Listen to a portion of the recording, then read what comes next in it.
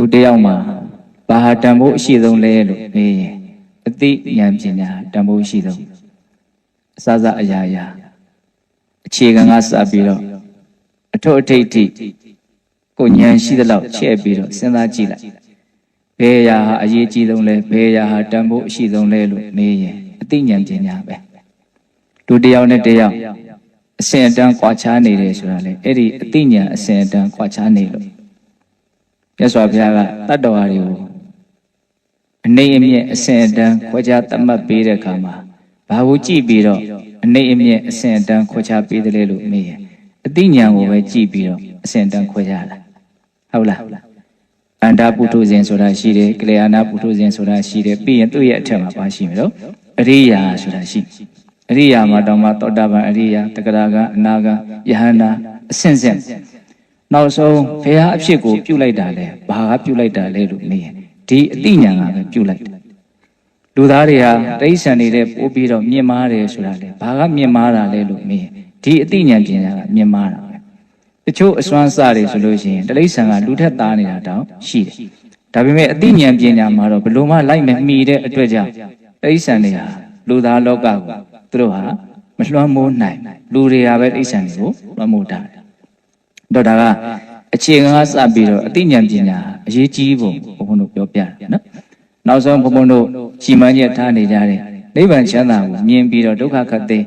နော်ငြိမ်းလို့တဲ့စိတ်နဲ့ကုသိုလ်ကောင်းမှုကိုကြိုးစားကြတဲ့အခါမှာလည်းပဲအဲ့ဒီဒုက္ခခတ်သိကိုငြိမ်းသွားစေတဲ့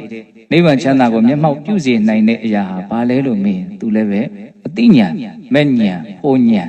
ဟုတ်လားအဲ့ဒါဘုန်းတို့ဘယ်ကနေပြီးစဉ်းစားအသိဉာဏ်ပညာဟာတန်ဖိုးအကြီးဆုံးအရေးအပါဆုံးဆိုတာလွန်တရားမှာထင်ရှားတယ်ပေါ့အဲ့ဒါဒီကနေ့အဲ့ဒီအကြောင်းအရာလေးကိုပြောမလို့အဲ့ဒါမြတ်စွာဘုရားဟောထားတဲ့ဒေသနာတွေထဲမှာလည်းပဲအသိဉာဏ်ကိုအလွန်ဦးစားပေးပြီးတော့ဟောတာကိုတွေ့ရတယ်အထူးသဖြင့်ထင်ရှားတဲ့ဒေသနာတစ်ခု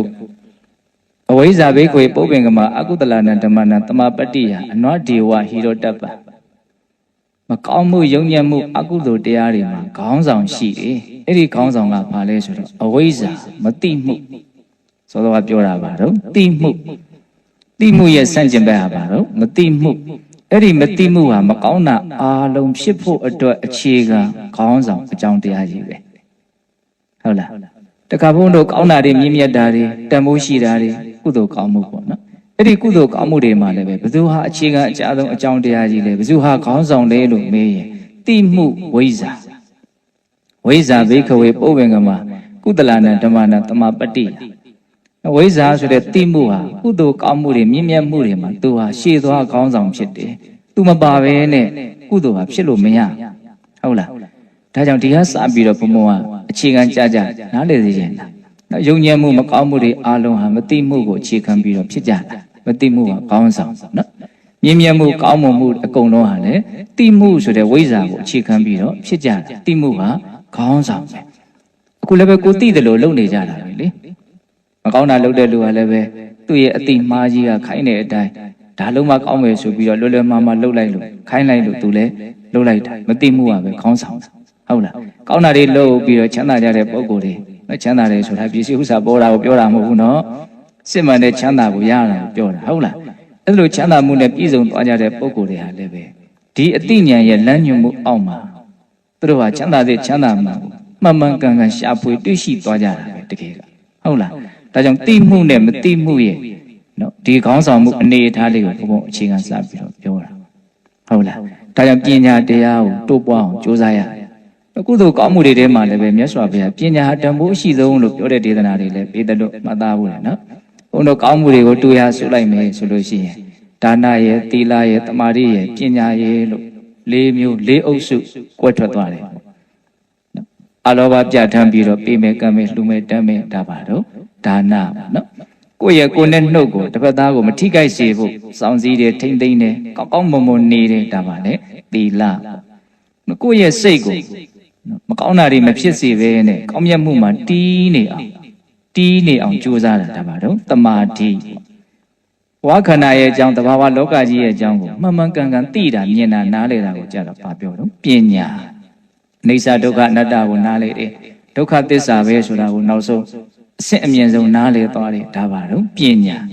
အဲ့ဒါလိုဒါနရဲ့သီလရဲ့တမာရီရဲ့ပညာရဲ့ကုသိုလ်ကောင်းမှုအားလုံးကိုအနှစ်ချုပ်ရင်နော်ရရှိလာတဲ့ဒီအုပ်စုကြီး၄မျိုးမှာဘယ်သူဟာထိတ်ဆုံးမှရှိနေလဲလို့မြင်ပညာဟာထိတ်ဆုံးမှရှိနေနော်ကျန်တဲ့အရာတွေဟာပညာဖြစ်ဖို့အတွက်ဘုံဘုံတို့ပညာအတွက်အထောက်ပံ့ပေးဖို့အခြေခံနေနဲ့တည်ဆောက်ကြရတာနော်သီလရှိတယ်ဘာကြောင့်ဘာအတွက်လဲပညာရှိဖို့နောက်ဆုံးသိတဲ့သိလိုက်တာကိုသိသွားဖို့တမာရီရှိအောင်လုပ်တယ်တမာရီရအောင်လုပ်တယ်ဘာအတွက်လဲ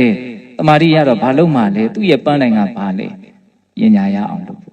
့ဒါပဲနော်ဒါကြောင့်မလို့ပညာကိုဘုန်းဘုန်းတို့တိုးတက်အောင်ကြီးပွားအောင်များပြားအောင်ကြိုးစားကြရအဲ့ဒါမြတ်စွာဘုရားအဲ့ဒီလိုတန်ဖိုးရှိတဲ့ဒီပညာကိုကြီးပွားခြင်းလေဆိုလို့ရှိရင်များလာခြင်းနဲ့အစဉ်တန်းမြင့်သွားစေခြင်းလေဆိုရင်ဘလို့အင်္ဂါရက်တွေနဲ့ပြည့်စုံရမလဲဆိုတာမြတ်စွာဘုရားအင်္ဂုတ္တပါဠိတော်စလုကနိပတ်ထဲမှာပညာဟောတိသုတ်တံဆိုပြီးတော့ဟောတယ်ပညာဟောတိကြီးပွားခြင်းတိုးတက်ခြင်းလို့အဓိပ္ပာယ်ရတယ်ဟုတ်လားအဲ့ဒီသုတ်တံမှာမြတ်စွာဘုရားကစတ္တရောမေဘိခွေပညာဟောတိယသဝတ္တံတိယဟန်တို့တဲ့အခုပြောမဲ့တရား၄မျိုးဟာပညာကြီးပွားဖို့အတွက်ဖြစ်တယ်တဲ့နော်ပညာကြီးပွားခြင်းနဲ့ဆိုရင်အခုပြောမဲ့တရား၄မျိုးနဲ့ပြည့်စုံအောင်လုပ်ရမယ်ပေါ့နော်စတ္တရောမေဘိခွေပညာဟောတိယသဝတ္တံတိဘယ်လို၄ပါးလဲအဲ့ဒီ၄ပါးကဘာတွေတော့နံပါတ်1သဗ္ဗုရိတတန်တေဟောတဲ့အသိဉာဏ်နဲ့ပြည့်စုံတဲ့စိတ်ကောင်းနှလုံးကောင်းရှိတဲ့သူတော်ကောင်းနဲ့ပေါင်းရမယ်သင်ရကိုယ်တည်းသီလအဖြစ်တမာရီအဖြစ်ပညာအဖြစ်မြင့်မြတ်မှုအဖြစ်ယူသားမှုအဖြစ်သာလွန်တဲ့ပုဂ္ဂိုလ်ဘာလို့မလို့ပေါင်းသင်ဆက်ဆံရအပေါင်းအဖော်အနေနဲ့ကိုယ်မှာရှိထားရနောက်နံပါတ်2တတ္တမတဝန္တဒုက္ခငြိမ်းချမ်းချမ်းသာကြောင့်နိလန်းအစစ်ဖြစ်တဲ့နော်မြတ်စွာဘုရားဟောပြခဲ့တဲ့သူတော်ကောင်းတရားတွေမလွဲနိုင်အောင်မှန်ကန်တဲ့မြင့်မြတ်တဲ့နိလန်းလို့ဆိုတဲ့ဒီသူတော်ကောင်းတရားတွေကိုယ့်ရဲ့နာကကြားခွင့်နာခွင့်ရှိရမယ်နော်ကိုနားတဲ့ကိုကောင်းမြတ်တဲ့သူတော်ကောင်းတရားတွေနော်ရောက်ရှိခွင့်ရှိရမယ်ဒါကတတ္တမတဝန္တနော်နောက်နံပါတ်3ကျတော့ပြောတော့ယောနိသောမနတိကာရောတဲ့ကိုတွေးတာလေးတွေကမှန်ကန်တက်မှတ်ဖို့တဘာဝကြဖို့လျော်ကန်ဖို့လိုအပ်တယ်နော်တင့်လျောက်ပတ်တဲ့အတွေးလေးတွေဖြစ်ထွန်းဖို့လိုအပ်တယ်ကိုယ့်ရဲ့အတွေးလမ်းကြောင်းကြီးကကြောနေရင်ပညာဖြစ်ထွန်းမှာမဟုတ်ဘူးနော်ဒါကိုယ့်ရဲ့အတွေးလမ်းကြောင်းလေးတွေတဲ့နေဖို့တဘာဝကြနေဖို့လည်းပဲအရေးကြီးလိုအပ်တယ်ပေါ့အဲ့ဒါတတိယပြည့်စုံရမယ်အရေးသွေးပေါ့နောက်၄ခုမြောက်နောက်ဆုံးပြည့်စုံရမယ်အရေးသွေးရပါလဲဆိုတော့ဓမ္မာနုဓမ္မပฏิပတ်တိတဲ့အတိရုဉာဏ်လူကိုရစေနိုင်တဲ့အကျင့်မြတ်ကိုကျင့်သုံးရမယ်ဓမ္မတုဓမ္မပฏิပတ်တိကိုဘယ်လိုမြန်မာမှုပြုလဲဆိုတော့သူတော်ကောင်းတရားအားလေရောသောအကျင့်ကိုကျင့်ရမယ်ဆိုလိုတာကဒီအကျင့်ဟာသူတော်ကောင်းတရားရဖို့အတွက်တကယ်စစ်မှန်တဲ့လမ်းကြောင်းဖြစ်တယ်ပေါ့အဲ့ဒီအကျင့်မျိုးကိုကျင့်ရမယ်နော်သူတော်ကောင်းတရားကိုသိသွားစေနိုင်တဲ့အကျင့်မျိုးဒါကိုစာလိုလေးဘယ်လိုပြောတော့သူတော်ကောင်းတရားအားလေရောသောအကျင့်ဆိုလိုတာကသူတော်ကောင်းတရားနဲ့ထိုက်တန်တယ်ပေါ့ဒီအကျင့်ကိုကျင့်ရင်သူတော်ကောင်းတရားကိုသိရလိမ့်မယ်ပေါ့အဲ့ဒါကိုပါခေါ်တော့ဓမ္မာနုဓမ္မပฏิပတ်တိတတိပဋ္ဌာန်တရားကိုကျင့်ကြတာမဂ္ဂင်၈ပါးကျင့်ကြတာဝိပဿနာတရားကျင့်ကြတာနမေရိတာကွဲနေတာအတူတူပဲကိုယ်ခန္ဓာမှာဖြစ်နေတဲ့သဘာဝတရားတွေကိုမှန်မှန်ကန်ကန်သတိထားအာယုံစိုက်ပြီးတော့ဒါတွေဟာဘလို့သဘာဝတွေလဲလို့သိအောင်မှန်မှန်ကန်ကန်ကြိုးပမ်းအားထုတ်တာတွေကြီးပဲအကုန်လုံးအတူတူပဲဟုတ်လားအဲ့ဒါပါတော့ဓမ္မနုဓမ္မပฏิပတ်တိတရားဘယ်နှမျိုးတော့၄မျိုးသူတော်ကောင်းနဲ့ပေါင်းရမယ်သူတော်ကောင်းတရားနာယူခွင့်ရှိရမယ်ကြားခွင့်ရှိရမယ်ကိုယ့်ရဲ့အတွေးတွေဟာလမ်းမှန်ရမယ်ပြီးရင်ကိုယ်ဟာသိထားတဲ့အတိုင်းနားလည်ထားတဲ့အတိုင်းအဲ့ဒီမှန်ကန်တဲ့အကျင့်မြတ်ကိုဘာလို့မလို့ကျင့်သုံးရမယ်တဲ့အဲ့ဒါဆိုလို့ရှိရင်သူတော်ကောင်းတရားကိုသိခြင်းဆိုတဲ့အမြင့်မြတ်ဆုံးအထွတ်အထိပ်အသိဉာဏ်ပညာကိုရလိမ့်မယ်တဘုံတို့အခုဆိုကြပါစို့သာသနာတွင်မှာနော်အထွတ်အထိပ်အသိဉာဏ်ဘာလဲလို့မေးမဉဏ်ပူဉာဏ်ပေါ့နော်နိဗ္ဗာန်ချမ်းသာကိုတောင်မြင်နိုင်တဲ့သိနိုင်တဲ့ဉာဏ်ပညာမျိုးဘုန်းတော်ပုထုဇဉ်တွေမရရှိဘူးသေးတဲ့ဉာဏ်ပညာမျိုးပေါ့အဲ့ဒီဉာဏ်ပညာကိုရဖို့အတွက်ပဲဘုန်းတို့ကြိုးပမ်းကြတယ်အထောက်ကြတယ်အချို့လည်းဗုဒ္ဓဘာသာဝင်နေတာဖြစ်နေတာပဲအဲ့ဒီဉာဏ်ပညာကိုကြားဖို့အတွက်သိပြီးတော့ရည်ရွယ်ချက်မရှိပါဘူးကြားရခေါင်းမှလည်းတချို့လည်းမသိပါဘူးဟုတ်လားဒီဟာကိုရလို့တဲ့စိတ်ရှိအောင်တောင်မှအများစုကတော့ခါပြောပါပဲဒါမရလို့ဝမ်းနေတဲ့ကြီးကွဲတယ်မရှိဘူးဟုတ်တယ်မဟုတ်လားစဉ်းစားကြည့်နော်တရက်အချိန်ကုန်သွားတယ်ငါမဉဏ်ပူဉဏ်ရကျင်တာဆိုတဲ့စိတ်ထက်တန်ဘယ်နှခါဖြစ်တော့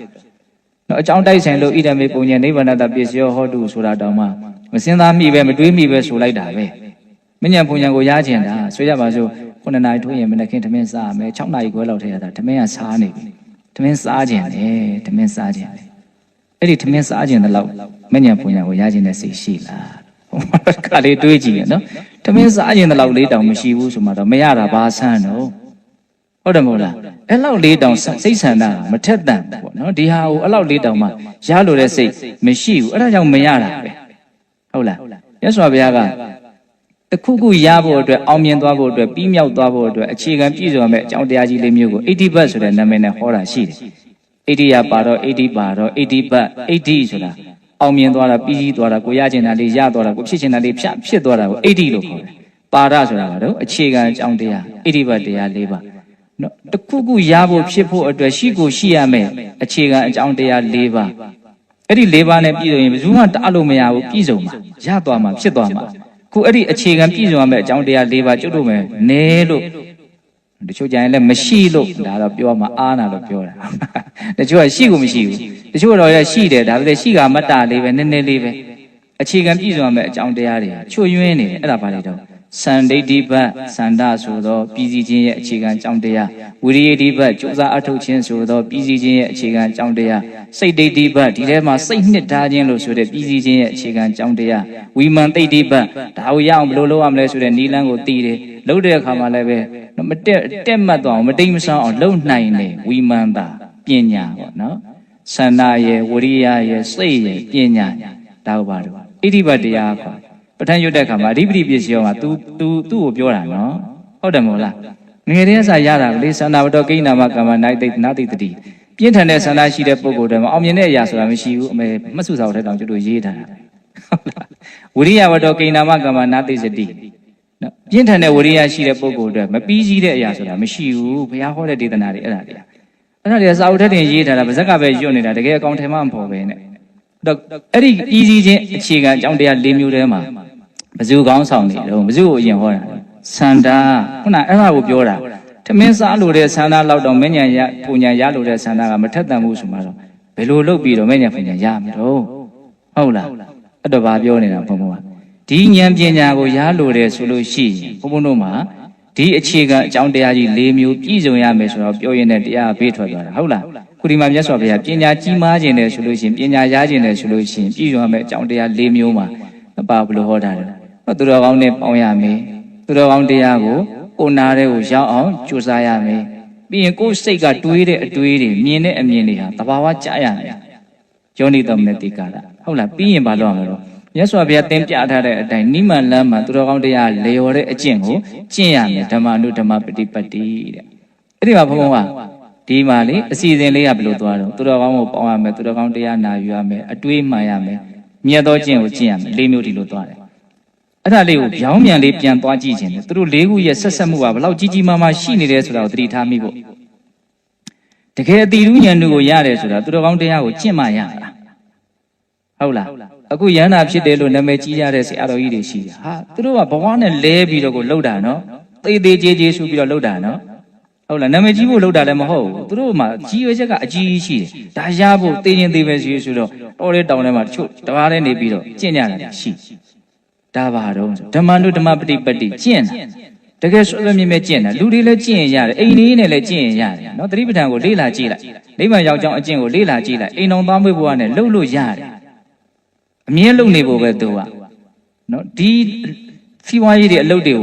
မလှုပ်ဖဲနေမှဒီဟာကိုလှုပ်လို့ရတာမဟုတ်ဘူးအဲ့ဒါကိုလှုပ်ရင်းနဲ့လှုပ်လို့ရတယ်မြတ်စွာဘုရားလက်ထက်ကအရိယာတွေဆိုတာ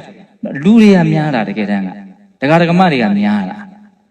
ာသဘောပေါက်ရလားကျင့်လို့ရဆိုလိုတာကပညာကြီးခြင်းနဲ့ပညာအစစ်အမှန်ကိုတကယ်ရခြင်းနဲ့ဆိုလို့ရှိရင်ဘာလုပ်ရမလဲတရားကျင့်ရမယ်ဟုတ်ပြီနော်အဲ့ဒါကိုဘုန်းတော်လက်ခံရနော်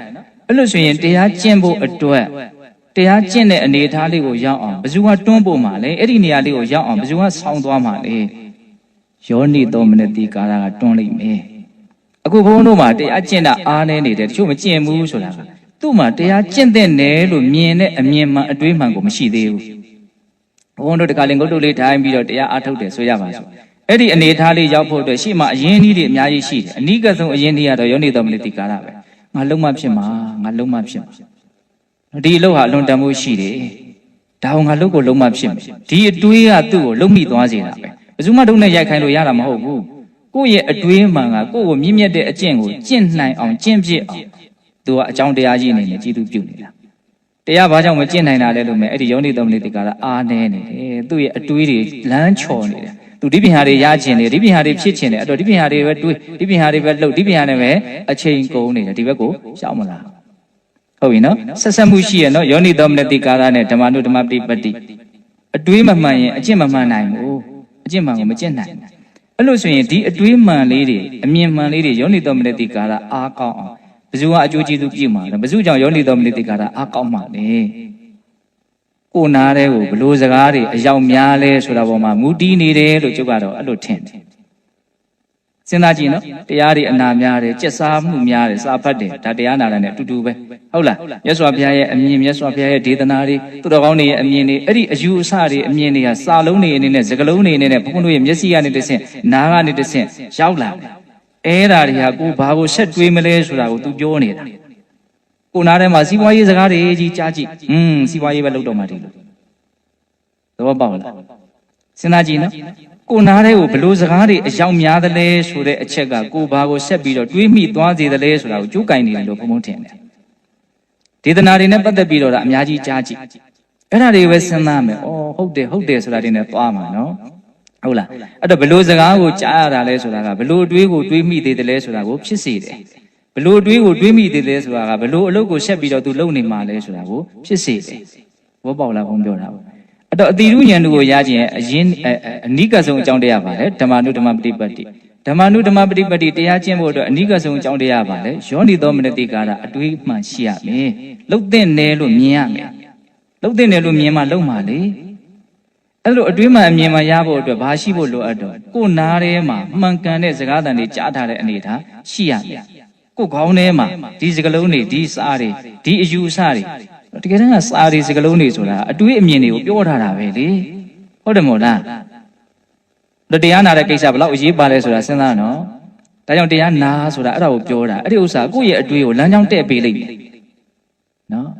အတွေးလမ်းကြောင်းတဲ့သွားရင်လှုပ်တာလဲလမ်းကြောင်းတဲ့သွားမှာလှုပ်တာလမ်းကြောင်းတဲ့ရင်အသီးအပွင့်ရရှိတဲ့အကျိုးရရတယ်မုံမြတ်တာပဲရသွားမှာဟုတ်တယ်မို့လားအဲ့လိုဆိုရင်ဓမ္မနုဓမ္မပฏิပတ္တိရဲ့ရှေ့မှာယောနိသောမနတိကာရရှိတယ်ယောနိသောမနတိကာရရှေ့မှာအရမတဝနာရှိရနော်သူတော်ကောင်းတရားနာရတဲ့ကိစ္စအေးဟုတ်ပြီအဲ့လိုဆိုရင်ကိုနားတဲ့ကိုဘလို့စကားတွေရောက်တယ်လဲဆိုတာဘယ်ပေါ်မှာမူတည်နေကိုဘေးမှာဘလို့လူတွေရှိလဲဆိုတာပေါ်မှာမူတည်နေတာဟုတ်တယ်မို့လားနော်ကိုဘလို့လူနဲ့ပေါင်းနေတာတော့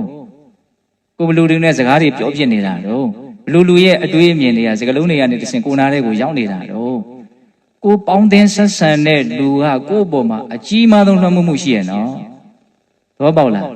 းဘယ်ကိုရောက်သွားလဲသဗ္ဗုဒိတတန်တေဝကိုရောက်သွားပြီနော်၄ခုမြောက်ကိုအဆုံးကနေပြန်သွားလိုက်တာဟုတ်လားအဲ့ဒါပညာကြီးပွားခြင်းဘုရားကလူကောင်းသူကောင်းနဲ့ပေါင်းရမယ်မှန်ကန်တဲ့တရားဒေသနာကိုနာယူရမယ်အတွေးမှန်ရှိရမယ်မြတ်သောကျင့်ကိုကျင့်ရမယ်ဒီလေးကိုပြောတာအဲ့ဒါဘုံဘုံကမြတ်သောအကျင့်ကိုကျင့်ရမယ်ဆိုတာကနေပြီးတော့နောက်ပြန်သွားနေအဲ့ဒါမှသူတို့၄ခုရဲ့ဆက်ဆက်မှုကိုမြင်ရမှာအဲ့တော့နံပါတ်1အခြေခံအကြောင်းတရားလှေကားတစ်ကဘယ်ရအောင်ဆိုသဗ္ဗုဒိတတန်တေဝဖြစ်နေတယ်ဆိုကြပါစို့အစာအုပ်တစ်ခုပေါ်ရောက်ဖို့အတွက်ဘုန်းတော်လှေကားတစ်လေးတွေရှိတယ်ဆိုကြပါစို့ပထမအထစ်ကိုမနင်းမနဲ့ဒုတိယအထစ်ကိုနင်းလို့မရဘူးဒုတိယအထစ်ကိုမနင်းမနဲ့တတိယအထစ်ကိုနင်းလို့မရဘူးတတိယအထစ်ကိုမနင်းမနဲ့စတုထအထစ်ကိုနင်းလို့မရဘူးစတုထအထစ်ကိုမနင်းမနဲ့အပေါ်ကိုလည်းမရောက်ဘူးလှေကားတစ်တိုင်းဟာကြီးမားတဲ့အကျိုးကျေးဇူးရှိတယ်အပေါ်ရောက်ဖို့အတွက်ပထမလှေကားတစ်ကိုနင်းပြီးမှဒုတိယလှေကားတစ်ကိုနင်းရမှာနော်အခုဒါလှေကားတစ်၄တစ်အနေနဲ့ပြောမယ်ဆိုလို့ရှိရင်သဗ္ဗုဒိတတန်တေဝသူတော်ကောင်းကိုပေါင်းတာပထမလှေကားတစ်ပဲအဲ့ဒါဘာကိုဖြစ်စေမလဲတဘာဝကြတဲ့ကြိုးချောင်းစီလျော်တဲ့ဒုက္ခငြိမ်းချမ်းချမ်းသာကြောင့်နိလန်းကောင်းအစစ်အမှန်တွေတရားဒေသနာတွေတရားစကားတွေကြားရစေလိမ့်မယ်အဲ့ဒီလိုကြားရသေးတာဘာဆက်ဖြစ်စေမလို့အတွေးမှန်တွေကိုဖြစ်စေလိမ့်မယ်ငါဒီလိုနေလို့တော့မသိတော့ဘူးငါလက်ဦးမဒီသဘောတွေဖြစ်လာမှာနော်အဲ့ဒီအတွေးမှန်ကဘာကိုဖြစ်စေမလဲအကျင့်မှန်ကိုဖြစ်စေလိမ့်မယ်အလုံးမှန်ကိုဖြစ်စေလိမ့်မယ်အဲ့ဒီအကျင့်မှန်အလုံးမှန်တွေကဘာကိုရမှာလဲကိုလိုချင်တဲ့ချမ်းသာဒုက္ခကိုရစေလိမ့်မယ်အသိဉာဏ်ပညာကိုသွားမှာနော်ဟုတ်လားအဲ့လိုဆိုရင်ပညာဝဋ္ဌိသုတ်တံဆိုတော့မြတ်စွာဘုရားပြောပြခဲ့တယ်နော်ဉာဏ်ပညာကြီးပွားခြင်းပြည်စုံရမယ်အင်္ဂါရ၄ပါးနော်ခေါင်းထဲမှာကျွမ်းကျွမ်းကျင်ကျင်ကိုနားလေအောင်ထည့်ထားနော်နောက်တစ်ချိန်ပြန်ပြီးတော့ကြိုက်တဲ့ချိန်မှာထုတ်ပြီးတော့စဉ်းစားအရန်သိအစီအစဉ်တကျရှိနေပါစေဟုတ်လားဉာဏ်ပညာတကယ်ကြီးကျင်တယ်ဆိုလို့ရှိရင်အားရှိရမလို့လူကောင်းသူကောင်းနဲ့ပေါင်းရမယ်သူတော်ကောင်းတရားနာယူရမယ်အတွေးမှန်ရှိရမယ်အကျင့်မှန်ကျင့်ရမယ်ဟုတ်လားအဲ့ဒါဘုံကခုပြောတာအဆင့်နှစ်ဆင့်ရှိသွားပြီနော်ပထမဆုံးဘာတွေပြောနေတာလဲပ ညာရဲ့တန်ဖိုး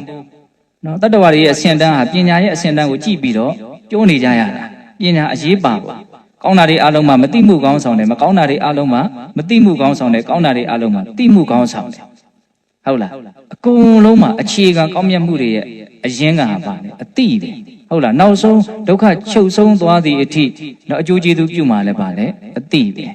အဲ့ဒီအတိညာကိုဘုန်းဘုန်းတို့အစဉ်စဉ်အမျိုးမျိုးပြောမယ်ဆိုရင်တော့အများကြီးပြောတဲ့အရှိတာပေါ့နော်သာသနာတွင်မှာ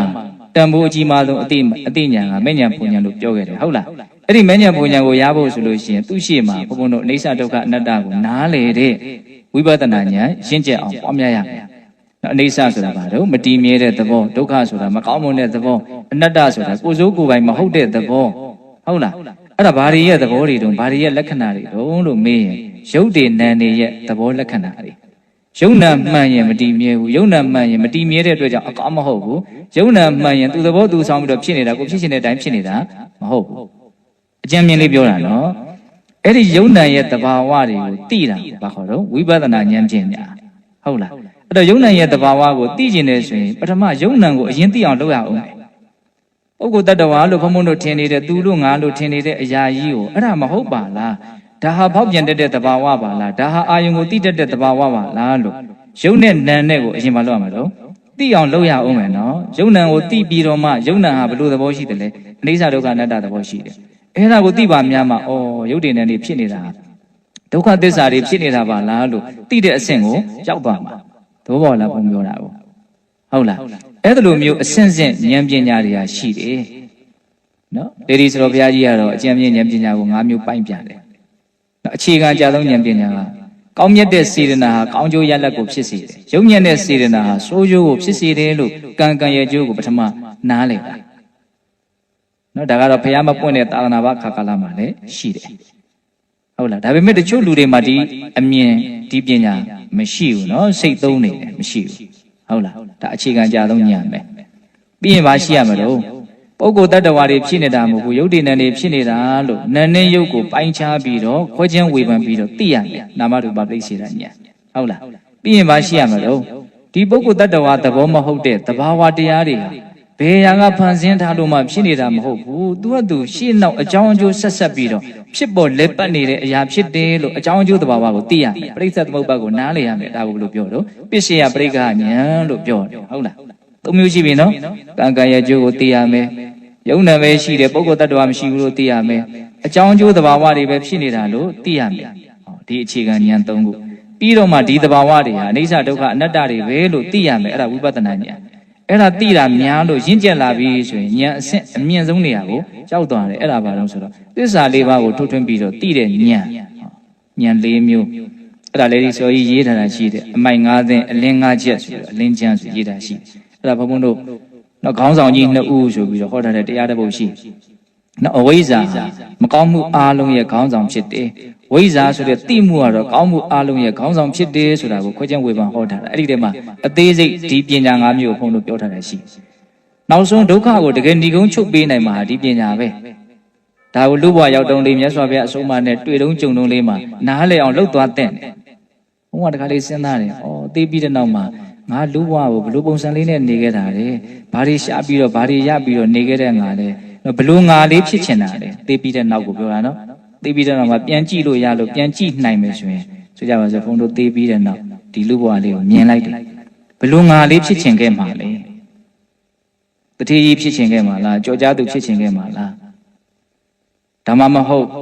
သိတရားရှိတာကိုမှန်မှန်ကန်ကန်သိတယ်အလိမ်မခံဘဲနဲ့မှန်မှန်ကန်ကန်နားလည်ခဲ့တဲ့ငါဖြစ်ချင်ခဲ့မလားအဲ့ဒါအဖြစ်ချင်းဆုံးဖြစ်လိမ့်မယ်လို့ထင်တယ်နော်သိခဲ့ရတယ်နားလည်ခဲ့ရတယ်မသိခဲ့ရပဲနဲ့ဆိုရင်ကျန်တာတွေကဘာမှတန်ဖိုးမရှိတော့ဘူးလေ तू ကအလိမ်ညာဘဝနဲ့ပဲအလိမ်ညာကံဘဝနဲ့ပဲ तू ကအဆုံးသတ်သွားတာသူဘာကြီးဖြစ်တယ်ပြောပေါ့ तू မှန်မှန်ကန်ကန်မသိခဲ့ဘူးအနနဲ့ဘဝကိုအဆုံးသတ်ခဲ့ရတာဟုတ်လားလောကအနေနဲ့တော့ပုံစံမျိုးမျိုးတော့ရှိမှာပေါ့အယောင်မျိုးမျိုးနဲ့တော့ရှိမှာပေါ့ဒါပေမဲ့အတိမရှိခဲ့ဘူးဆိုမှတော့ဟောဒါလေးဘုံမစဉ်းစားကြည့်တယ်အတိမရှိတဲ့လူကိုဘုံမဘယ်လိုအောင်မလို့ဆိုအယူတွေနဲ့သွားပြီးတော့မြင်မိတယ်အယူကိုဘာလို့အယူလို့ပြောတာလဲပင်ကိုလူကောင်းတော့အတိမရှိတော့သူသိကျင်ရတယ်ရှောက်သိနေတာလေသူ့ရဲ့အတိတွေကဆွဆွဝါးဝါလွဲမှားနေတယ်လို့ဘာလို့ပြောလဲအယူလို့ပြောတာ မေလည်းမသိဘူးဖေးလည်းမသိဘူးဘာမှမသိဘူးစားမှလည်းမသိဘူးဘာမှကိုမသိဘူးအယူမှတော့ level မျိုးမျိုးရှိတယ်နော်တချို့တက်ခါအောင်ယူနေဆိုဘာမှကိုလုပ်လို့မရတော့လူတချို့ကလည်းပဲကောင်းတယ်လို့ပြောတော့လည်းပဲအဲ့ဒီအယူများတဲ့ဘက်သူတို့မှဘာမှအသိမရှိဘူးသဘောပေါက်ရဲ့အဲ့တော့အသိမရှိဘဲနဲ့နေရတာယူနေရတာနဲ့တိတ်ပြီးတော့မကွာလာဘူးလို့တခါလေတွေးမိတယ်သဘောပေါက်လားဘုံပြောတာဟုတ်လားအဲ့တော့ဗာလေဒါပညာတိုးပွားခြင်းနဲ့ဆိုလို့ရှိရမယ်အည်အသွေးကြီး၄မျိုးဟုတ်လားအဲ့ဒီအည်အသွေး၄မျိုးမှာဘယ်သူကနံပါတ်1အခြေခံအကြဆုံးပထမဖြစ်နေတော့လူပေါင်းသူပေါင်းမှန်ဖို့နော်ဟုတ်လားအဲ့ဒါမှန်မှရှေ့ဆက်ပြီးတော့မှန်သွားမှာ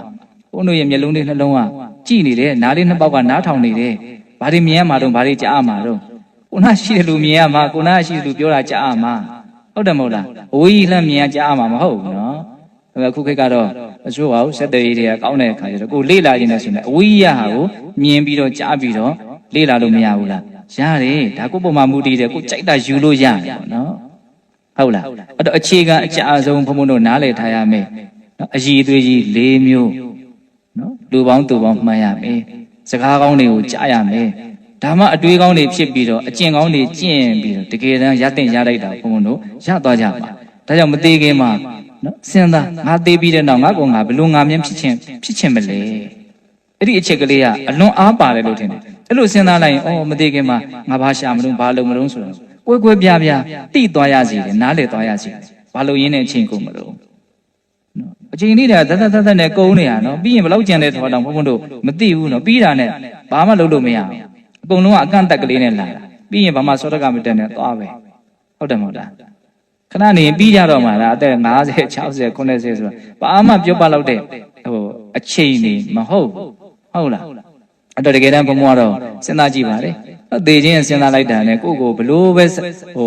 အတန်ကြီးကထွက်လာတော့မြင်ရတော့ဆိုလူမိုက်လို့ပဲမြင်ရစဉ်းစားကြည့်နော်သေရမယ်ဆိုတာစဉ်းစားရင်လှုပ်တင်လှုပ်ထိုက်တာကိုလှုပ်တင်တဲ့လောက်လှုပ်ထိုက်တဲ့လောက်မလှုပ်သေးဘူးနည်းနည်းပဲလှုပ်တယ်ဟုတ်လားကိုမအတိတွေအများကြီးအခြေခံတွေရှိပါတယ်နဲ့အဲ့ဒါကိုပုံဖော်တဲ့အပိုင်းမှာအများကြီးအားနေနေတာမရှိဘူးလားဘာတန်ဖို့ရှိတယ်ဘာရှာရမယ်ဆိုတော့လဲနားလေပါလိုက်ကနေတကယ်ရှာသလားဆိုတော့သိပြီးတော့မရှာအဲ့လိုမျိုးဖြစ်တယ်ဟုတ်လားအဲ့တော့ဆက်ပြီးတော့ဘုံကဘာပြောခြင်းတော့ဆိုတော့ဒီပထမလှေကားလေးဖြစ်တဲ့လူကောင်းသူကောင်းကိုပေါင်းရခြင်းဟာနော်ဘလောက်အရေးပါတဲ့ပညာပြည့်စုံဖို့အတွက်ကြီးမားတဲ့အကြောင်းတရားဖြစ်တယ်လဲဆိုတာကိုပြောခြင်းမြတ်စွာဘုရားဟောခဲ့တဲ့ဒေသနာလေးထဲမှာအဲ့ဒီဒေသနာလေးခဏခဏတွေ့ရတယ်တပ္ပိဒေဝတမတေထတပ္ပိကုဗ္ဗေထတန်ထဝံတတံတရမမညာယတေယောဟောတိနပပိယောသုဒ္ဓသမဇတ်ထဲမှာနန္ဒပုံနာကမဟာသုဒ္ဓသမမင်းကြီးကိုကတ္တပမြတ်စွာဘုရားလက်ထက်ကဂါထာတွေသူမှတ်ထားတာရှိတယ်အဲ့ဒီ၄မျိုး၄ဂါထာဟောပေးရစီတဂါထာကိုဘယ်လောက်တော့100တန်တယ်ဆိုတာလေတောင်းဒီတောင်တန်းသာသနာပြုဆရာတော်ကြီးနတ်ချစ်ဂါထာဆိုပြီးတော့ဂါထာ၄ပုဒ်မှာဒါပထမဆုံးဂါထာပဲတပ္ပိဒေဝတမတေထတပ္ပိကုဗ္ဗေထတန်ထဝံတတံတရမမညာယတေယောဟောတိအပပိတပ္ပိဒေဝတမတေထသူတော်ကောင်းတို့နဲ့ပေါင်းဖော်ခြင်းကိုပြုရမယ်တပ္ပိကုဗ္ဗေထတန်ထဝံသူတော်ကောင်းတို့နဲ့ပေါင်းဖော်ခြင်းကိုသာလျှင်ဆွဲဆွဲမြဲမြဲပြုလို့ရမယ်အဲ့လိုဆိုရင်ဘာဖြစ်တော့တတံတရမမညာယသူတော်ကောင်းတို့ရဲ့တရားသူတော်ကောင်းတွေသိတဲ့တရားကိုသူသိလိမ့်မယ်တဲ့ဒါဖြတ်ပြီးတော့ပြောလိုက်တာနော်သူတော်ကောင်းနဲ့ပေါင်းတာနဲ့သူတော်ကောင်းတရားကိုသိလိမ့်မယ်လို့သူတန်းပြောတာဂျားထဲမှာဘာမြုပ်တာလဲသူတော်ကောင်းတရားကိုနားထောင်ရလိမ့်မယ်သူတော်ကောင်းတရားကိုသူတဘာဝကြတွေးတောပြီးတော့ကျင့်ပြစ်လိမ့်မယ်အဲ့ဒီကနေတစ်ဆင့်သူတော်ကောင်းတရားကိုသိသွားလိမ့်မယ်ဒါပေမဲ့ဒီမှာပြောတာကတော့ဖြတ်ပြီးတော့ပြောလိုက်တယ်သူတော်ကောင်းကိုပေါင်းတာနဲ့သူတော်ကောင်းတရားကိုသိရလိမ့်မယ်လို့ပြောတယ်နော်အဲ့ဒီသူတော်ကောင်းတရားကိုသိပြီဆိုရင်ဘာဖြစ်တော့တေယောဟောတိနပပိယောအဲ့ဒီပုဂ္ဂိုလ်အမျက်ဖယ်ရမယ်မြင့်မှုပဲဖြစ်မယ်ယုံညံ့မှုမဖြစ်ဘူးအရှုံးမရှိဘူးမြက်တယ်ဆိုတဲ့စကားအဓိပ္ပာယ်2မျိုးရှိတယ်ဟိုစီဝါရေးစကားနဲ့ပြောရင်မြက်တယ်ဆိုတာအပူတွေရလာနော်အမျက်ထွက်တယ်ဘာသာရေးဘက်ကနေကြည့်မယ်ဆိုရင်မြက်တယ်ဆိုတာရုပ်ဓာတ်ရဲ့ဆန့်ကျင်ဘက်မြင့်မြတ်မှုကိုရည်ညွှန်းတာဟုတ်တယ်မဟုတ်လားအခုဒီမှာတေရဆိုတာမြင့်တယ်ဒါမှမဟုတ်အမျက်ရတယ်အမျက်ရတာမြင့်မြတ်တာသာလျှင်ဖြစ်နိုင်တယ်တဲ့သူတော်ကောင်းတရားကိုသိရင်နတ်ပါပီရောရုပ်ညံ့နဲ့ရှုံးတယ်ဆိုတာမရှိဘူးတဲ့ကြားဘူးတယ်မလားဒီဂါထာလေးအဲ့ဒါဒီဂါထာလေးကိုပြောကြတဲ့တမိုင်းကြောင်းလေးတွေရှိတယ်ဒီဂါထာလေးကသောသောကသုဒ္ဓသမဇတ်ထဲမှာတော့ကတ္တပမြတ်စွာဘုရားလက်ထက်ကဂါထာဆိုပြီးတော့ပြောတာပေါ့နော်ဒီမှာလည်းပဲဘုန်းဘုန်းတို့မြတ်စွာဘုရားလက်ထက်ကနတ်တွေ900လောက်တော့မြတ်စွာဘုရားဒီညတညမှာရောက်လာကြတယ်နော်အဲ့ဒါခေါင်းဆောင်နတ်လေးတွေလည်းရှိတာပေါ့လေ အများကြီးတတုံလပကာကြီးကနတ်အဲ့လိုသူတို့ခေါင်းစဉ်တက်တာနတ်သားတွေ900လောက်မြတ်စွာဘုရားရဲ့ထံမောက်ကိုရောက်လာတယ်ရောက်လာပြီးတော့ပထမနတ်ကခေါင်းဆောင်နတ်ကဒီဂါထာကိုလျှောက်တယ်အခုဘုံဘုံရွတ်တဲ့ဂါထာတပိဒေဝတမတေထာတပိကုဗ္ဗေထတန်တမောတတံတရမမညာယတေယောဟောတိနပါပိယောနောက်သူတော်ကောင်းနဲ့ပေါင်းဖော်ရည်သူတော်ကောင်းနဲ့ပေါင်းဖော်ခြင်းကိုပြုရည်သူတော်ကောင်းတရားကိုသိလို့ရှိရင်မြင့်မြတ်ခြင်းသာလည်းဖြစ်လိမ့်မယ်ယုံညံ့ခြင်းမဖြစ်ဘူးလို့အဲ့ဒီအသေးပဲကိုပြောတာအဲ့ဒါနောက်ထပ်တစ်ပါးထပ်ပြီးတော့နတ်သားတယောက်ကထပ်ပြီးတော့ပြောပြန်တယ်တပိဒေဝတမတေထာတပိကုဗ္ဗေထတန်တမောတတံတရမမညာယပညာလက်ပတိနေညတော်ဟောနောက်ဆုံးအပိုက်ကလေးပဲကွဲသွားဂါထာတစ်ပုဒ်မှာ4ပါးတာရှိနော်တပါးတာကို10လုံးရှိတယ်ရည်ဘူးရမှာနော်ခုနောက်ဆုံးပါတာလေး4ပါးတာမှာနောက်ဆုံးပါတာလေးပဲကွဲသွားတယ်တပိဒေဝတမတေထာတပိကုဗ္ဗေထတန်တမောတတံတရမမညာယပညာလက်ပတိနေညတော်စောတော့ဘာပြောတော့သေယောဟောတိနပါပိယောမြင့်မြတ်ခြင်းသာလည်းဖြစ်မဲ့ယုံညံ့ခြင်းမဖြစ်နောက်တစ်ပါးကဘယ်လိုပြောနောက်နတ်တယောက်ကပညာလက်ပတိနေညတော်တဲ့သူတော်ကောင်းနဲ့ပေါင်းဖော်ခြင်းကိုပြုရည်သူတော်ကောင်းနဲ့ပေါင်းဖော်ခြင်းပြုလို့သူတော်ကောင်းတရားကိုသိလို့ရှိရင်ပညာလက်ပတိနေညတော်အတိပညာကိုရလိမ့်မယ်တဲ့နေညတော်တဲ့တခြားသောနီးနဲ့တော့အတိပညာကိုမရနိုင်ဘူးတဲ့မေ तू ကကန့်သက်ချက်နဲ့ပြောတာနော်သူတော်ကောင်းနဲ့ပေါင်းလို့သူတော်ကောင်းတရားကိုသိရင်သိတင်သိတိုက်တာကို तू သိသွားလိမ့်မယ်တခြားသောနီးနဲ့တော့သိတင်သိတိုက်တာကို तू သိမှာမဟုတ်ဘူးလို့ပြောတာသူတို့ရဲ့အကြောင်းလေးတွေကနည်းနည်းဖြတ်ပြီးတော့ပြောအောင်ဘာလို့သူတို့ကဒီဂါထာလေးတွေကိုလာပြောတာလဲဒါသူတို့ရဲ့ဘဝနဲ့ရင်းပြီးတော့သိခဲ့ရတဲ့အသိဘဝနဲ့ရင်းပြီးတော့မြင်ခဲ့ရတဲ့အမြင်ပဲအဲ့ဒီနတ်သား900ကနော်ကတ္တဗမြတ်စွာဘုရားသာသနာနောက်ပိုင်းမှာသူတို့ကသင်္ဘောလှေသင်္ဘောနဲ့သမုဒ္ဒရာကိုဖြတ်ပြီးတော့ကုန်ကူးကြတဲ့ကုန်တဲ့အုပ်စုတစုပဲသူတို့ကအဲ့ဒါဒီနေ့တော့သူဒီလှေသင်္ဘောကြီးအကြီးနဲ့လူ900လောက်ကုန်တဲ့900လောက်ဆန့်တယ်သင်္ဘောကြီးပေါ့နော်သွားကြတယ်အဲ့ဒါသမုဒ္ဒရာလည်းရောက်တဲ့အခါမှာနော်ကန်းနဲ့အရန်ဝေးတဲ့အနေအထားလောက်ရောက်တဲ့အချိန်မှာသူတို့လေမုန်တိုင်းမိလေမုန်တိုင်းမိတော့အလွန်ကောင်းတဲ့သင်္ဘောကြီးတွေမဟုတ်တဲ့အတွက်ကြောင့်နော်ဒီကြီးလဲကောင်မှအခုနစ်ကြတာအိုးတယ်နစ်တယ်ခေါ်တာပေါ့တဖြည်းဖြည်းနဲ့နစ်တယ်နေတဲ့အခါကျတော့ကဲမဲ့လူမဲ့လူယူလည်းမရှိဘူးဒါသေချာပေါ့ဒီနာယီပိုင်းတွင်းမှာအကုန်လုံးကသေကြတော့မှဆိုတော့သူတို့သိတယ်သိတော့ဘာဖြစ်တော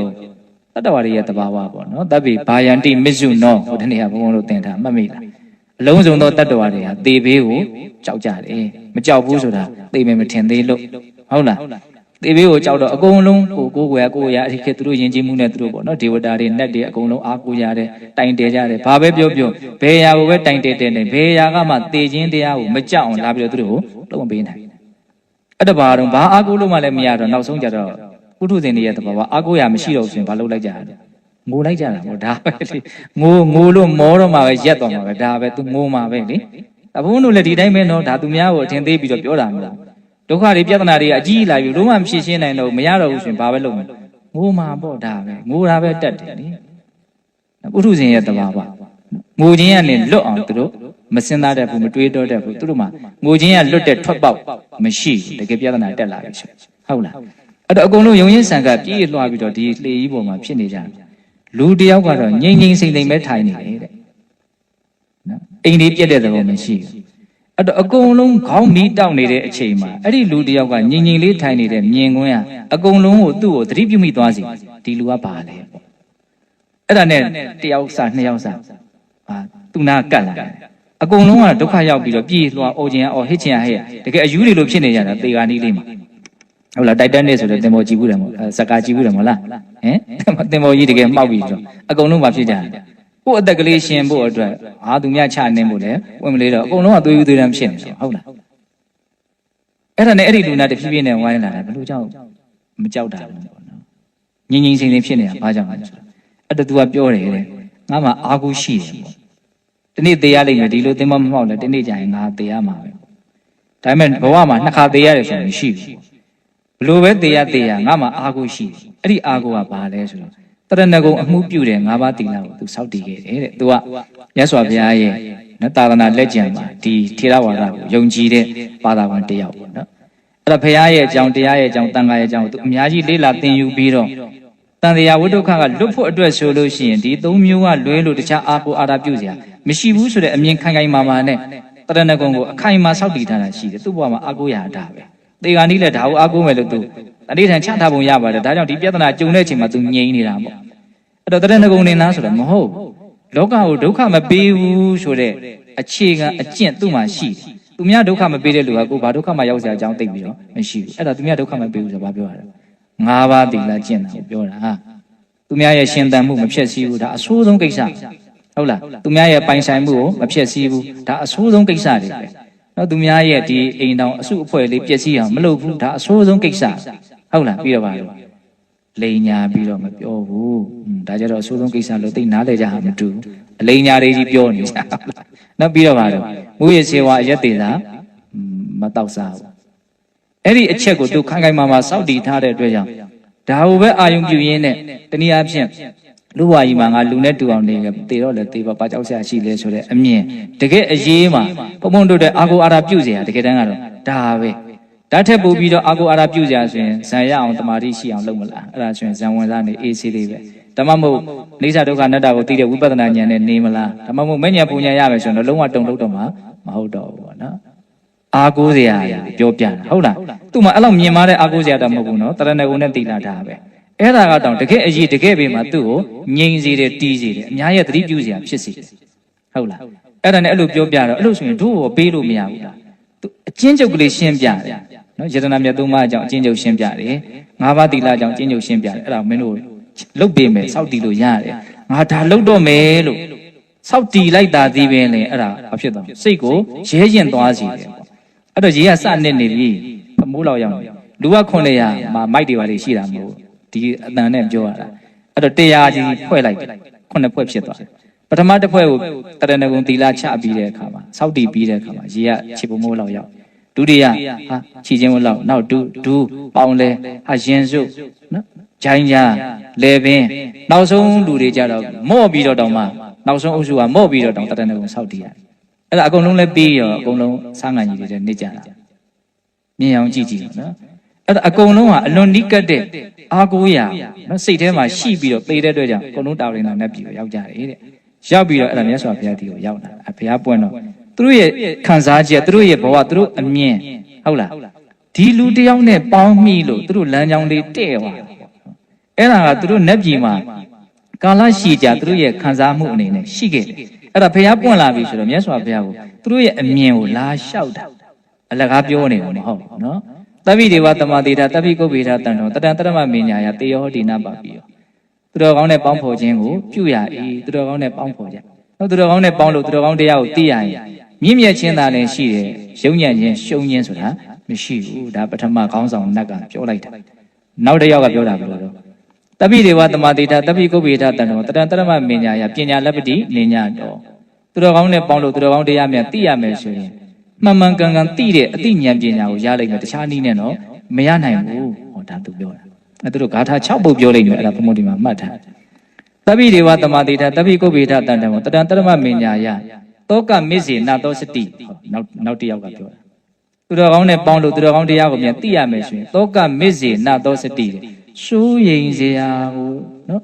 စိုးရိမ်စရာမဟုတ်ဘူးလို့နားမလည်တဲ့အတွက်ကြောင့်စိုးရိမ်မှုတွေနှိမ့်ဆက်နေကြတဲ့လူလောကကြီးရဲ့အလယ်မှာစိုးရိမ်မှုကင်းပြီးတော့နေရလိမ့်မယ်တဲ့သူတော်ကောင်းတရားကိုသိရင်သူကစိုးရိမ်နေတဲ့လူတွေကြားထဲမှာစိုးရိမ်မှုကင်းပြီးတော့နေရမယ်ကိုဘုန်းတို့ဘာလို့စိုးရိမ်တာလဲဆိုစိုးရိမ်စရာလို့ထင်လို့ပေါ့နော်ကိုမြင်လို့တဲ့အရာပျက်စီးပြီဆိုရင်စိုးရိမ်ကြတာပဲလေရေဘူးရတာပဲဟုတ်လားအဲ့ဒါကိုမျက်နှာမှုကိုလျှော့ချခြင်းအဖြစ်တော့လည်းမျက်နှာမှုကိုမလျှော့ချတော့မှစိုးရိမ်လို့ဘာအကျိုးရှိမှာတော့ဟုတ်လားစိုးရင်ကြီးရဲ့တဘာဝကိုနားလည်ပြီးတော့စိုးရင်စရာမဟုတ်ပါဘူးဒါလောကရဲ့သဘောပဲလို့စိတ်ကို၆တီနိုင်လို့ရှိရင်လည်းစိုးရင်မှုဘာဖြစ်သွားလဲနော်နဲသွားတယ်နောက်ဆုံးစိုးရင်မှုနဲတယ်ဆိုတာဉာဏ်ရှိလို့ပဲဉာဏ်ကြီးရင်ကြီးသလောက်စိုးရင်မှုနဲသွားမှာဉာဏ်မရှိရင်မရှိသလောက်စိုးရင်မှာနော်အဲ့ဒါသူတော်ကောင်းတရားကိုသိလို့များနော်ဉာဏ်တွေရှိလာခဲ့မယ်ဆိုရင်ဘာဖြစ်မလဲစိုးရင်နေကြတဲ့လူအများစုကြီးကြားထဲမှာအဲ့ဒီလူကမစိုးရင်မင်းနဲ့ချမ်းချမ်းသာသာနေနေလိမ့်မယ်တဲ့3ယောက်မြောက်နတ်ကပြောတာနော်နောက်4ယောက်မြောက်နတ်ကဘာပြောတော့တပိဒေဝတမတေတာတပိကုဗ္ဗေဒတန်တော်တတံတရမမင်ညာယညာတိမစ္စေဝိရောစတိနော်သူတော်ကောင်းနဲ့ပေါင်းရလို့သူတော်ကောင်းတရားကိုမြန်သိမယ်ဆိုရင်ဆွေမျိုးတွေရဲ့ကြားထဲမှာအလွန်တင့်တယ်လိမ့်မယ်တဲ့ဒါသူရဲ့ခံစားချက်နော်အမျိုးတွေထဲမှာတချို့အမျိုးသူသေးသားတော်သက်တဲ့အုပ်စုလေးတွေရှိတယ်ဟုတ်လားအဲ့ဒီထဲမှာအကုန်လုံးကဗျိုင်တူတင့်တယ်နေကြတာမဟုတ်ဘူးဟုတ်လားအဲ့ဒီထဲမှာတင့်တယ်တယ်ဆိုတာလေးကနည်းနည်းလေးပဲပါဟုတ်လားဘယ်လိုလူကတကယ်တင့်နေတာတော့ အသိဉာဏ်ရှိတဲ့လူကတကယ်တင့်နေတာပဲသူတော်ကောင်းတရားသိပြီးတော့ငြိမ်းအောင်အေးအောင်တဘာဝကြအောင်နေတဲ့လူကတင့်နေတာပဲလေဟုတ်လားဒါသူခံစားချက်ကိုပြောတာနော်သူတော်ကောင်းကိုပေါင်းလို့သူတော်ကောင်းတရားများသိရမယ်ဆိုရင်အမျိုးတွေကြားထဲမှာအဲ့ဒီလူကတင့်တယ်နေရလိမ့်မယ်လို့ပြောတာ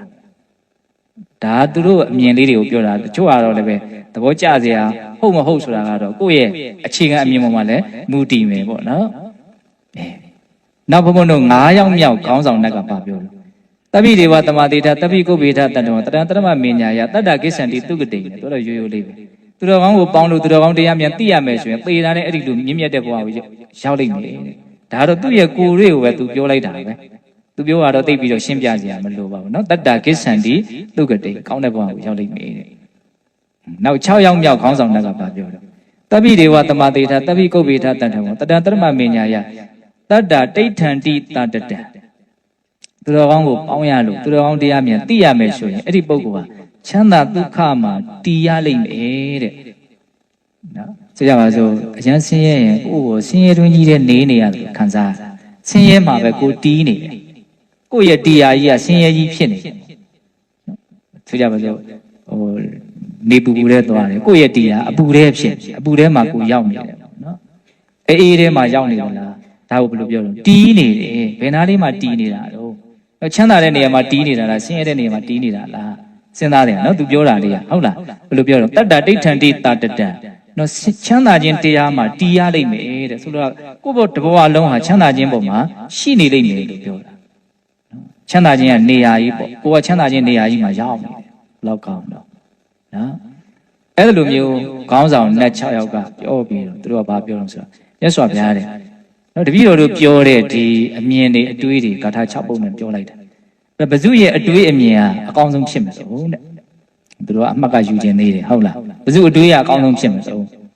မြတ်စွာဘုရားကိုဆုံးဖြတ်ခိုင်းတယ်အဲ့တော့မြတ်စွာဘုရားအကုန်လုံးကကိုယ့်အမြင်နဲ့ကိုယ်တော့ကောင်းတာကြီးပါပဲတဲ့အကုန်လုံးကောင်းပါလေတဲ့ဟုတ်လဲဟုတ်တယ်မှန်လဲမှန်တယ်မြတ်စွာဘုရားထောက်ခံတယ်နော်ဒါပေမဲ့ငါရဲ့အမြင်ကိုလည်းပဲမင်းတို့နားထောင်ကြအောင်တဲ့မြတ်စွာဘုရားလည်းဝင်ပြောဦးမယ်နော်ဒါဒီမြတ်စွာဘုရားပြောတာကြတော့ရှေ့အပြောခဲ့တာတွေအကုန်လုံးနဲ့ပို့ပြီးတော့ပြည့်စုံအောင်ကောင်းမွန်လိမ့်မယ်ပေါ့ဟုတ်လားအမြတ်စွာဘုရားဘာပြောတော့တပိဒေဝတမတေထတပိကုဗ္ဗေထတတ္တံတတံတရမမေညာယသဗ္ဗဒုက္ခအမှုစတိ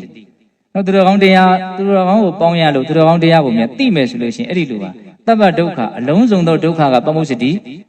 လွတ်ရလိမ့်မယ်တဲ့ဆင်းရဲဒုက္ခအကုန်လုံးကနေလွတ်မြောက်သွားလိမ့်မယ်တဲ့ဒါမြတ်စွာဘုရားရဲ့အမြင်ပဲဒါမတ္တမတမြင်တော့ဘုံကအမှတ်ရတယ်သူ့မေတော်ကြီးသေးတာဘယ်လောက်ကြာပြီတော့နှစ်20လောက်နှစ်20တောင်ကတော့နော်အဖေးသေးတာတောင်ကအနှစ်စိတ်အနှစ်26နှစ်ရှိအဲ့တော့ဘုံမှာအသက်စိတ်လောက်ပဲရှိတယ်အဲ့တော့ရွာဘုန်းကြီးနောင်တော်ကြီးဥသောဝနာဒီတရားကိုဟောတာမှတ်မိနော်ပင်လယ်ထဲမှာသင်္ဘောကြီးနဲ့လို့မှဆက်เสียဥစဉ်လေးကြောက်လိုက်တာပေါ့နော်လှိုင်းလုံးကြီးတွေကဘလို့အသေးစိတ်ဟောတာဟုတ်ငယ်ငယ်ရဒါဥသောဝနာဟောတာကင်ထားတာနော်အဲ့တော့ဒီဂါထာလေးတွေရဲ့တဘာဝလေးတွေပြောထားပုံလေးဟုတ်လားအဲ့မြတ်စွာဘုရားပြောတဲ့ဟာတော့ဘာလို့သူတော်ကောင်းတရားကိုသိရလို့များနော်သူတော်ကောင်းကိုပေါင်းလို့သူတော်ကောင်းတရားကိုသိရမယ်ဆိုရင်ဘာဖြစ်မှာတော့ဒုက္ခအလုံးကလွတ်မြောက်သွားလိမ့်မယ်လို့ဟောတော့အဲ့ဒီနတ်တွေအကုန်လုံးဟာဝမ်းမြောက်ဝမ်းသာမြတ်စွာဘုရားရဲ့စကားတော်ကိုခံယူပြီးတော့နတ်ပြည်ကိုပြန်ကြတယ်ဆိုပြီးတော့မှတ်တမ်းတင်တာအဲ့တော့ဘုန်းကဒါလေးကစိတ်ဝင်စားဖို့ဖြစ်အောင်ဒါလေးကိုအဆုံးသတ်ကလေးပြောပြတာနော်အဓိကပြောရင်ဘာပြောရင်တော့ဉာဏ်ပညာကြီးပွားဖို့အတွက်ဘုန်းတို့မှာအည်အသွေး၄မျိုးအခြေခံအင်္ဂါရကြီး၄မျိုးပြည့်စုံရမယ်နံပါတ်1သူတော်ကောင်းကိုပေါင်းရမယ်နံပါတ်2သူတော်ကောင်းတရားကိုနာယူရမယ်နံပါတ်4နံပါတ်3အတွေးမှအမြင်မှရှိရနံပါတ်4မြတ်သောအကျင့်ကိုကျင့်သုံးရမယ်အဲ့ဒီထဲမှာလှေကားတစ်၄တစ်အနေနဲ့စဉ်းစားမယ်ဆိုရင်ပထမဆုံးလှေကားတစ်ကပါတော့သူတော်ကောင်းကိုပေါင်းရမယ်ဒါပြောတာသူ့ပေါင်းရင်ကျန်တာတွေကအကြောင်းအကျိုးဆက်ဆက်ပြီးတော့သွားမှာနော်ကိုပေါင်းတဲ့လူကမြင့်မြတ်တယ်ဆိုရင်ကိုကြားရတဲ့စကားလည်းမြင့်မြတ်တဲ့စကားဖြစ်မှာမြင့်မြတ်တဲ့စကားတွေကြားပါများရင်ကိုတွေးတဲ့အတွေ့အကြုံလည်းမြင့်မြတ်တဲ့အတွေ့ဖြစ်သွားမှာကိုတွေးတဲ့အတွေ့အကြုံမြင့်မြတ်ပြီဆိုရင်ကိုကျင့်တဲ့အကျင့်ကိုလုပ်တဲ့အလုပ်ကလည်းမြင့်မြတ်သွားမှာအဲ့ဒါဆိုရင်ကိုရတဲ့အကျိုးရလဒ်ကလည်းကောင်းတာတွေပဲရမှာအဲ့ဒီလိုလေးဂွင်းဆက်ကလေးရှိဒါကိုပြောတာနော်အဲ့ဒါပညာဥဒိတုတ်တာကိုဘုံတော့နည်းနည်းလေးချဲ့ထွင်ပြီးတော့ပြောပါတယ်ဟုတ်လားအဲ့တော့အချိန်စေ့သွားပြီနော်ဥပုပ်တရားတော်ရအောင်ဆိုဟုတ်လားဒါကြောင့်ပြုထားတဲ့ကုသိုလ်ကောင်းမှုအစုတို့ရအောင်ဘုရားတပည့်တော်တို့ဒီမဉ္ဇဉ်ဘုညမျက်နှိပ်ပံကိုလင်းမြန်ထုတ်ချောက်မျက်မှောက်ပြုပရစေကုန်သောဟု ပတ္တနာအောင်စုပြုကြကုန်ရာတည်း